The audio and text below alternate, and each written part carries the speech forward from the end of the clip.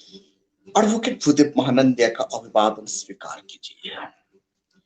बहुजन समाज का महानायिका, भारत का iron lady, 21st century का सबसे पावरफुल ताकतवर लेडी बहन मायावती का राजनीतिक प्रभाव पूरा देश में छा गया है। बहुजन समाज पार्टी बसपा सत्ता में नहीं होते हुए भी भारत बहन मायावती जी का लोहा मानता है। क्यों? क्योंकि उनका राजनीतिक सूझबूझ, उनका पॉलिटिकल आइडियोलॉजी और उनका तीखी राजनीति, डायरेक्ट राजनीति जो भारत का संविधान का दायरा में रह के करती है, इसीलिए बहन मायावती जी का राजनीति पूरा भारत में विरोधियों का खेमा में असर आ रहा है। 1950 से लेकर 2021 है, इसके कितने दशंधि बीत गया, कोई भी हुक्मरान संविधान को सही से पालन नहीं करते हैं। जब से बसपा भारतवर्ष में तैयार हुआ, बसपा का फाउंडर मेंबर दादा साहब कांशीराम और बहन मायावती जी, जब बसपा का जनाधार धीरे धीरे आगे बढ़ने लगा तो विरोधियों कांपने लगे। वर्तमान स्थिति में भी यूपी में बहन मायावती जी का राजनीतिक रणनीति को देखते हुए राजनीति का जानकारी रखने वाले लोग और पॉलिटिकल पार्टी में लीडरशिप करने वाले तमाम लीडर का हाथ पांव फूले हुए हैं, क्योंकि जितने भी पॉलिटिकल पार्टी का लीडर बहन मायावती जी का सामने बोनी साबित हो रहे हैं। जितने भी पॉलिटिकल लीडर बात तो करते हैं संविधान का, लेकिन काम करते हैं एंटी संविधान का। जितने भी पॉलिटिकल पार्टी का लोग बात करते हैं संविधान को सुरक्षा देने की, लेकिन कम्युनल टेंशन फैलाते हैं घर घर घूम के, गली गली घूम के। इसीलिए भारतवर्ष में कम्युनल टेंशन ज्यादा है। उत्तर प्रदेश से समाजवादी पार्टी का शासन कहिए, उस वक्त में ज्यादा कम्युनल टेंशन। वर्तमान स्थिति में योगी आदित्यनाथ जी बताइए, उनका पीरियड में धर्म के नाम पर कम्युनल टेंशन, जाति के नाम पर कम्युनल टेंशन। सिर्फ एडमिनिस्ट्रेशन क्षेत्र में नहीं, सोशल सेक्टर में भी कम्युनल टेंशन फैला हुआ है। वर्तमान बहन मायावती जी का सर्वजन हिताय सर्वजन सुखाय का नारा, प्रबुद्ध सम्मेलन उत्तर प्रदेश का जगह जगह पर होना, उसके साथ साथ ओबीसी सम्मेलन हर कोना में होना और दबे कुचले लोगों का बेपनाह प्यार बसपा के प्रति, ये सब देखते हुए ओपोजिशन पार्टी का लोगों का हाथ पैर फूल गया है और नेताओं को ऊपर ये असर दिखने लगा है। वर्तमान समाजवादी पार्टी तिल मिलाते हुए ओबीसी सम्मेलन कर रहे हैं, करने दीजिए ना, लेकिन उनका तो विचार ही नहीं है। इनका विचार तो मनुवादियों का ढांचा में चलता है। बाबा साहेब अम्बेडकर को तो ये लोग नहीं जानते, कैसे संविधान का सुरक्षा करेंगे। समाजवादी पार्टी वाले लोग बाबा साहेब का ज्यादा खिलाफ करते हैं, जितना बीजेपी करता है उनसे ज्यादा समाजवादी पार्टी का लोग करते हैं। लेकिन ओबीसी जान चुका है, इसीलिए ओबीसी बसपा में शामिल हो रहा है और समाजवादी पार्टी को नाकार रहे हैं। ओबीसी जानता है आर्टिकल 340 के तहत ही उन्हें मुक्ति मिलेगा, आजादी मिलेगा, और आर्टिकल 340 सिर्फ बहन मायावती जी और बसपा वाले ही इनको काम इंप्लीमेंट में ला सकते, क्योंकि ये बाबा साहेब अम्बेडकर को बेपनाह प्यार करते हैं और बाबा साहेब अम्बेडकर का संविधान की सुरक्षा करने की दमखम रखते हैं।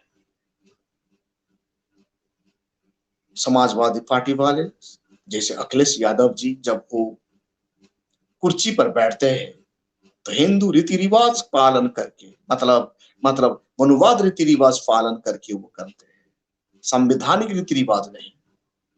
हमारा संविधान ये कहता है जब कोई भी हुक्मरान संवैधानिक पद में बैठ जाता है वो कोई भी विशेष धर्म को लेकर कभी भी कोई रीति रिवाज सरकारी बासभवन में या सरकारी ऑफिस में कर नहीं सकता, लेकिन ये लोग करते हैं। इसीलिए इन लोगों का ऊपर लोगों का भरोसा टूट गया है, क्योंकि जो संविधान के खिलाफ जाता है वो कैसे ओबीसी को सुरक्षा देगा, वो कैसे आर्टिकल 340 को लेकर ओबीसी लोगों का रिजर्वेशन को कायम रखेंगे और उनका जान मान का सुरक्षा देंगे। इसीलिए ओबीसी सम्मेलन एसपी वाले यूपी में घूम घूम कर रहे हैं, लेकिन लोग जाना वहां कम हो गया है। पहले लोग सोचते थे अखिलेश यादव जी, मुलायम सिंह यादव जी ओबीसी का रिप्रेजेंटेटिव कर रहे हैं तो वहां जुड़ जाइए, लेकिन ऐसा नहीं है। ये लोग असलियत में ओबीसी का रिप्रेजेंटेशन नहीं करते हैं, ये लोग असलियत में अपना फैमिली का रिप्रेजेंटेटिव करते हैं। ऐसे ही योगी आदित्यनाथ जी, जहां भी देखिए धर्म मठ राजनीति, सिर्फ नाम परिवर्तन करना ही उन्हें आया। इसलिए बहन जी का रणनीति को देखते हुए योगी जी का हाथ पांव फूल गया। योगी जी का 2022 इलेक्शन बिल्कुल बिल्कुल माइनस की तरफ वोट जा रहा है। योगी जी ये मत सोचिए जोड़ तोड़कर पंचायत इलेक्शन में तो जीत गए, लेकिन असलियत में स्टेट लेजिस्लेटिव असेंबली इलेक्शन में योगी जी का जनाधार बिल्कुल डाउन आ चुका है। ऐसे ही भारत में रहने वाले तमाम ओबीसी, जैसे आप सबको मालूम है ओबीसी रिप्रेजेंटेशन करने के लिए दावा ठोकने वाले नेता तेजस्वी यादव जी, नीतीश कुमार जी, अखिलेश यादव जी, ये सबको लोग आप नकार रहे हैं।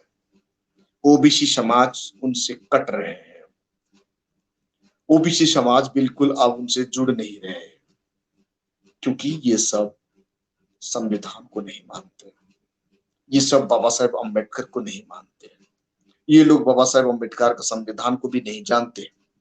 इसीलिए बहुजन समाज जानता है और ओबीसी समाज भी जानता है, सिर्फ बसपा ही एक पॉलिटिकल पार्टी है जो उन्हें भरपूर सुरक्षा दे सकता है। साथियों, बहन जी का राजनीतिक सूझबूझ, बहन जी का राजनीतिक पराकाष्ठा पूरा भारत लोहा मानने के लिए मजबूर हो चुका है। बहन जी जो नारा दी, ये सर्वजन बताया सर्वजन सुखाया, ये मामूली नारा नहीं है। ये नारा आर्टिकल 14 को देखते हुए बनाया गया है, क्योंकि बसपा का पॉलिटिकल एजेंडा नहीं रहता। बसपा का पॉलिटिकल एजेंडा है भारत संविधान को सुरक्षा देना, भारत कॉन्स्टिट्यूशन को सही से लागू करवाना, भारत में गैर बराबरी समाज को मिटाकर बराबरी समाज स्थापन करना, आई मीन इक्वालिटी लाना, जो आर्टिकल 14 कहता है। सोशल इक्वालिटी, सामाजिक समानता, समरसता, राजनीतिक समरसता, अर्थनैतिक समरसता स्थापन करना बसपा का प्रमुख कार्य है।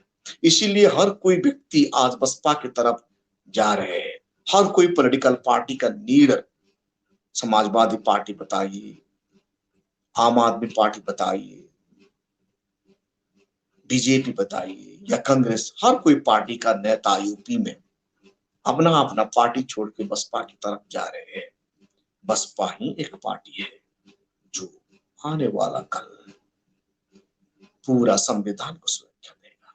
साथियों, अभी भी वक्त है, संविधान को सुरक्षा देना हर कोई व्यक्ति का जिम्मेदारी है, हर कोई सिटीजन का जिम्मेदारी है।